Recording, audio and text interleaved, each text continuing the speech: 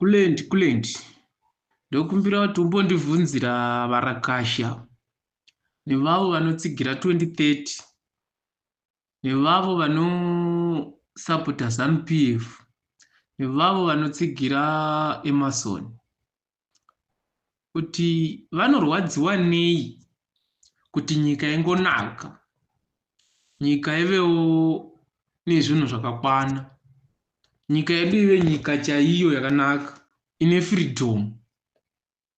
Vanorwadziwa nei chaizvo kuonawo Zimbabwe ichinaka.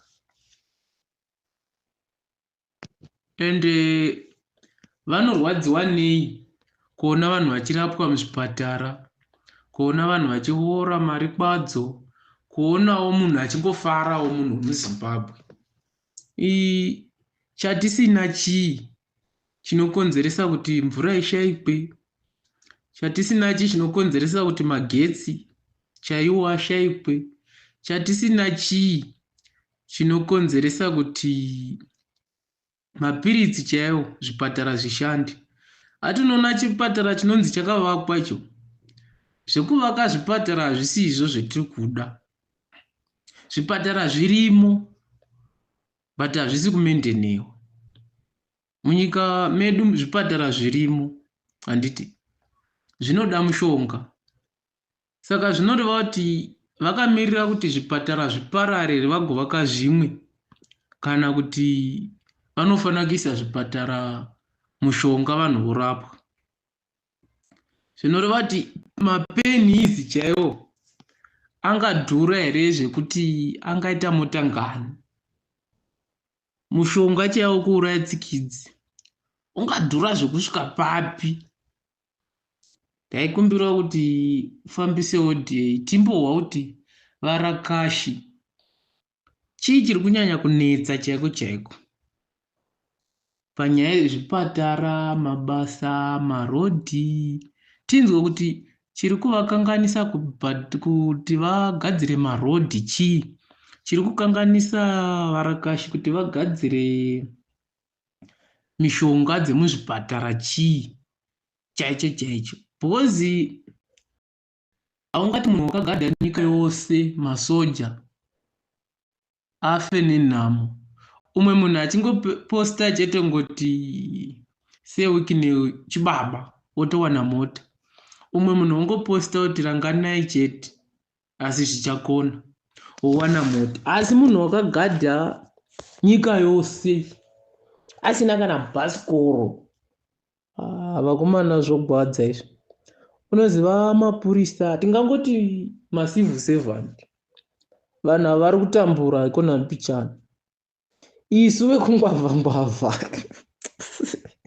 asi munangagwa ka urume uri kumbofunga sei chaiko.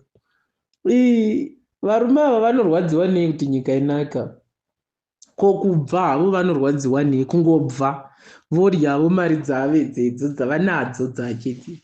Bhozi varume vaimari hadzikaperi zvemari chaiko. Bhozi sewiki neu Zimbabwe iri kutoita doko ya, kuita doko nemari yasewiki neu. Chanana chiZimbabwe chiya unochengeta Zimbabwe yose nemari yaanayo yeye, nemari dzaari kutambisa dzedze. Saka tiri kushaya kuti ivo chaivo taikumbira kuti vambotiudza kuti vari kushoterwa nei kuti vakwanise kuti Zimbabwe inake. Chiri kuvashotera chaicho. Tari chikumbira kuti vambotipindura kuti chii chashota, masankisheni here, kana kuti havadi, kana kuti pfungwa dzacho havana, kana kuti havanei nazvo, kana kuti nyika havasi vana vavo, vana veZimbabwe havasi vana vavo. Bhozi ukaona munhu unoti hachengetwi stepfather ari muZimbabwe ndikutaurira idzo dzingava nhema. Stepfather ndiye Mnangagwa, stepmother ndiye mai Mnangagwa. Saka hatisi kuziva isu vana veZimbabwe kuti chiri kunyanya kuti tambudza chii, ende vari kunyanya kushayiwei chai. Toda kunzwa chavari kunyanya kushayiwa kuti chingava chii chinokonzeresa kuti nyika ite sezviya zveiri zviya.